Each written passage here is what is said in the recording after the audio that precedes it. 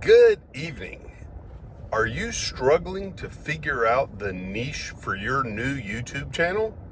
Hang on and I'll talk with you about 3 easy ways to begin figuring out the niche you should use for your channel or for a new channel. I'm John Alford and I'm chatting with you tonight. Yes, I am in my car and I'm backing up so you can hear that annoying beep maybe. Somebody's coming up, so hang on, we'll let them go. So let's jump right into it, right? Let's talk about what a niche is, why you need to pick a niche, or niche, people pronounce it both ways. And, I'm going to give you 3 ways that I've helped other people develop their, call their niche, how I kind of think about it, and, a very practical aspect of it as well, because we don't want to just, not be honest about one thing that I'll talk with you about. So, why is this an important concept? Why are you watching this video? Why are there a lot of videos like this one out there? Why is this topic brought up whenever people discuss, start a YouTube channel, everyone should have a YouTube channel, and then they always talk about this topic? Well, let's just be honest for a second. This page used to be called John's Motorcycle Music and Money page. There still is some motorcycle content. I won't really take it down. I don't intend to post much more new motorcycle content, but there are some motorcycle videos. They still get a view or 2 a day, sometimes a few views, but it's really not the purpose of my channel anymore. But I'm still fairly broad, right? I still talk about money, and because I'm a financial literacy educator, and I like talking about that topic, teaching about that topic. I have a business in that. But also, I really like music. I almost, think about sometimes I should have gotten my DJ card when I was in college, hung out at our college radio station, just never took the class. So I have a lot of music videos, and actually my best performing video and best performing short that's from that video are the Jerry Reed Eastbound and Down videos. So I don't have a pure music channel, but I also don't have a pure personal finance or money channel. So that may be a little bit too broad, right? Because your niche is how people find you. It's how YouTube and the algorithm, in a way, pigeonhole you, not in a bad pigeonhole you way, but in a way that they know what kind of traffic to drive toward your videos. So we need to do that. I have another channel. It's just getting started. It's purely for my financial services business. I need to work on that channel some more as well. I probably won't put any of this how-to YouTube type traffic up there, because the other thing is now I have a few of these videos on my channel, and I have the whole personal development playlist, both some personal development videos that I personally like watching periodically, almost every week, and my 30 seconds to success that I did for a while. And, I could almost have a whole channel based on that. So those are all niches, and, I'm one who is probably too broad there. At the same time, you could be too narrow.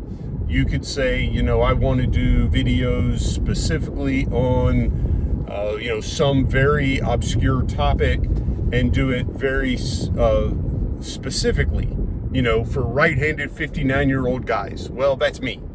There may be a lot of right-handed 59-year-old guys, but are there enough to really keep a YouTube channel going? And that's really up to you, because I'll talk about why it is important to have a niche that is important to you, even if it is something fairly minor. So let's get to that, right? So that's what your niche is. It's basically the overarching content that you're going to put in your channel. And it could be just about anything, because we need to make sure it is something that we add value. Now, one of those rules of YouTube is you're not making your YouTube channel for you. You're making it potentially for people like you, but it can't be for you. It has to be adding value for others, or why would other people watch it? I think Myron Golden says that, the only person that's going to read your story and buy your book, if that's all it is your own story, unless you have an inspirational story, is going to be your mom. And unfortunately, our moms have to live our stories. They have to put up with our stuff, right? So you want it to be something that adds value. So how do we find that? Well, the first way I want to talk with you, and the first hint or tip I'll give you, is think of those things that when you're talking about them or when you're doing them, you greatly enjoy it and you just lose yourself in it. Maybe it's a topic that when you and your friends begin talking about it, you go for hours and you don't even realize time is passing. Because to be practical, when you make YouTube content, you're going to have to go for hours. Unless you just catch lightning in a bottle and one of your first videos goes viral, it's going to take 25 or 50 or 100 videos in your niche. I have over 100 videos, but again, my channel's all over the place. And some of them are videos I just copied over so I'd know I had copies of them. But, that's still a lot of content. And if you're shooting 10 to 20 minute long videos every time you shoot a video, even if it's simple like this, no production, no long setup, I just put the phone in the dash holder and turned it on. Still, if you think about it, if I'm shooting 50, 20 minute long videos, that's 1,000 hours talking about some topic. Now, I don't have to talk about the topic the whole time because right now I'll talk about the holder that I'm using. I am deciding to use affiliate marketing, so I guess this video is being sponsored by me. And I'm going to put this kit, the ONN kit, Universal Car Phone Mount Kit, I'm going to re-energize my Amazon affiliate store. I'm going to put a link in it because, I just thought about doing that between books I recommend, a few things like this, a couple microphones I'm going to try out.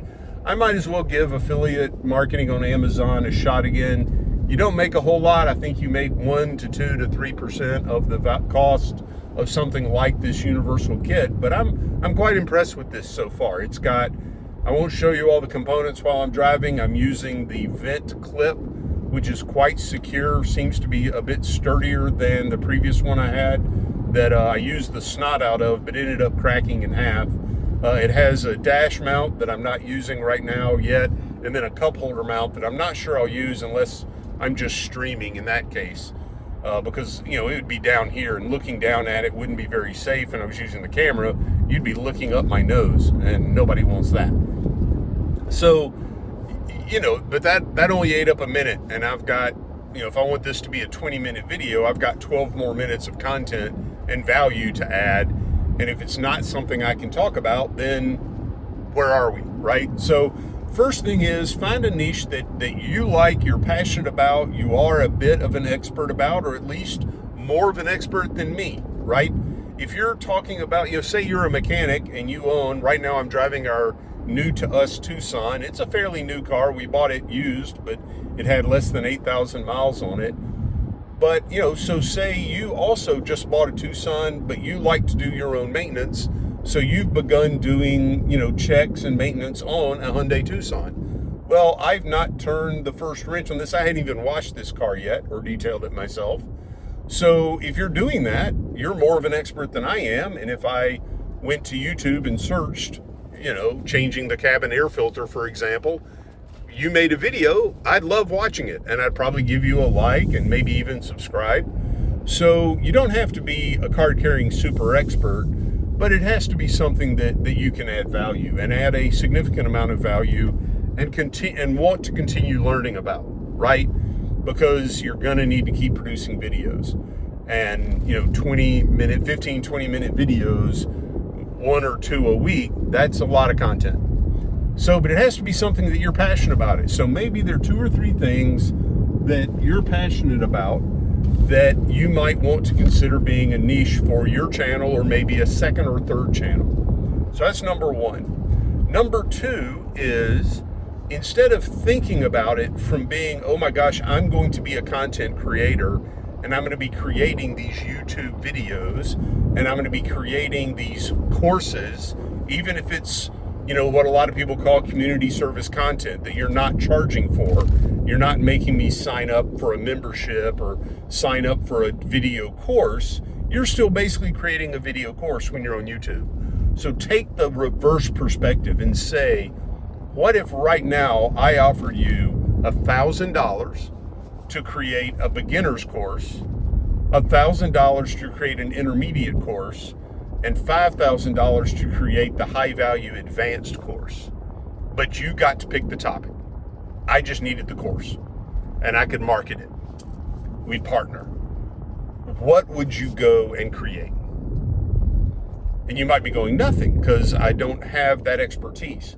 Well, you probably do. Again, you might be someone who knows how to change out cabin air filters or do basic maintenance or cook or, there are anything, right? Garden. It's about time of the year to get to gardening. And you maybe have been gardening all your life. And somebody that's interested in gardening, what if they needed, a gardening course and you could create it? Well, that would be something that would lead me to think, then that would be a niche that you should do.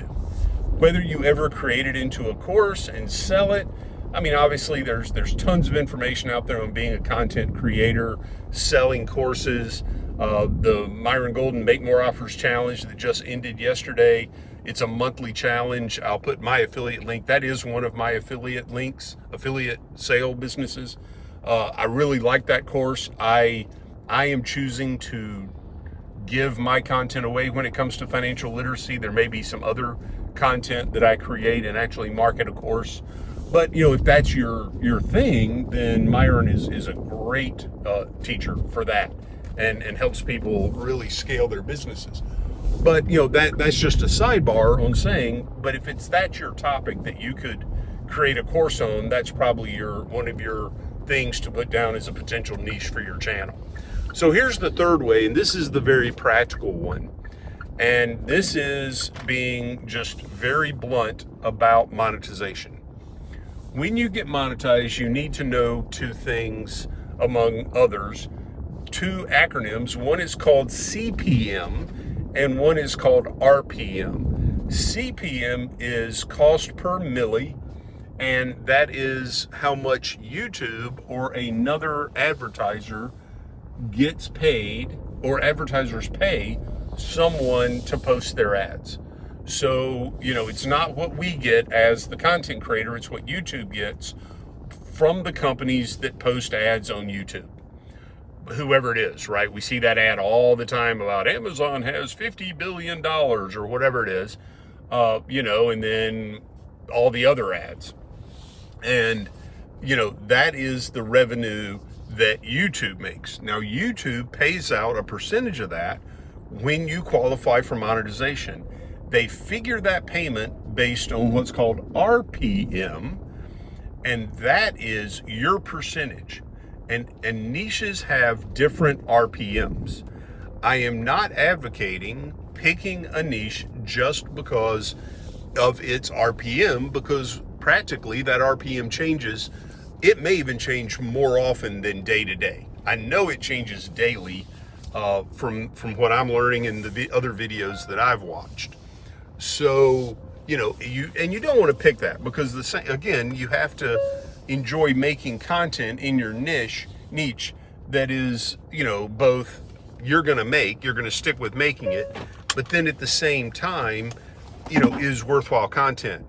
And, but what you can do is, as you think of ideas, you've applied those first two steps. What is it that I enjoy? What are my hobbies? What is my profession? What, do I talk about with my friends? And we could talk for hours. Then you say, can I create content? Well, yes, you can turn your phone on and talk, right? Turn your phone on and cook. Turn your phone on and work on your car. Turn on your phone and show fashion.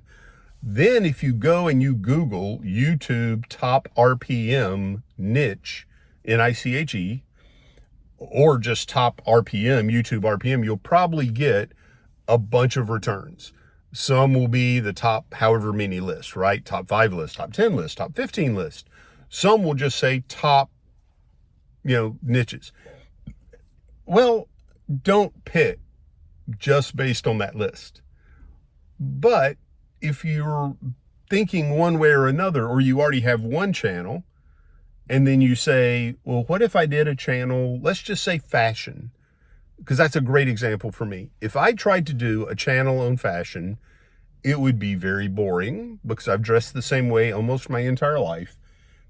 Second, there'd only be a few people, if you buy from Land's End, you buy Oxford cloth shirts and button-up shirts, blue jeans and dress pants, Dockers, my channel, my fashion channel would be your thing. But how much would you really need to watch that channel? Maybe how to tie a tie, how to tie a bow tie, different hair gels for men that don't look like your hair's glued in place. I could not do a fashion channel. There are people that do fashion channels that have hundreds of thousands, if not millions of subscribers, get monetized and actually get paid very well. That is actually a top RPM channel topic. So, say you're doing one channel, it's not really doing much, or maybe it's monetized, but you're playing music. Like the music aspect of my channel, that is a very low RPM topic. So, financial services, financial literacy, money, those are higher. That's not why I do it. I just love teaching about money. I get it. I get the basics of money. I get not worrying about money. So that's my niche. But that's not why I picked it. But if you look at that list, then you can say, well, I didn't even think about that. Or, well, I thought about that, but I wasn't going to maybe do that as my channel. Maybe I'll do that as a side channel. So take a look at those lists there, and then but don't pursue it just for that, because who knows? I mean, they could maybe say, you know what? We've already got 20 or 30 or 50 really popular financial YouTubers. We've got 50 really popular fashionistas. We don't need more. So they cut the RPM because, exactly if that's where the RPM is, some people are going to go there, right? So hope those help. Remember the 3 ways to help you find your niche. 1, what is that topic that you lose track of time when you talk about? 2, if someone paid you to teach and let you pick the topic, what would you pick? And 3, maybe take a glance at a top niche list per RPM just to get ideas. If you like this content, I'd love for you to check out. I made some videos last week about getting a YouTube channel started, going toward monetization. I'm aiming for monetization this year myself. So, I'm on this journey with you. I'm not acting like I'm some huge YouTuber, because I'm not. Also I have some content if the financial literacy interests you, if you like older style music like country and western, the Cult, some other folks like that are on my playlist. But I also have a personal development playlist, so I'd like for you to check those out. Feel free. The standard YouTube stuff, right? Let's grow together. If you like this, please comment. So then I'll know to make more content like this, or if something else worked for you, I'd love to hear it. Everybody, have a great rest of your day.